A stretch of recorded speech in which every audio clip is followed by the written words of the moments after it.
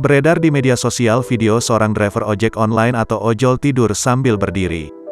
Driver tersebut terekam kamera pengguna jalan hingga viral di media sosial. Salah satunya diunggah akun Instagram @viralize pada Minggu, tanggal 6 Februari tahun 2022. Lengkap dengan ransel delivery, driver tersebut menyandarkan kepalanya pada tiang di pinggir jalan.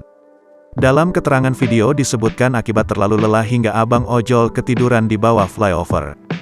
Terlihat hujan sedang mengguyur wilayah tersebut. Diduga sambil menunggu hujan reda sang driver pun tertidur sambil berdiri. Rekamannya pun menuai berbagai komentar dari warganet.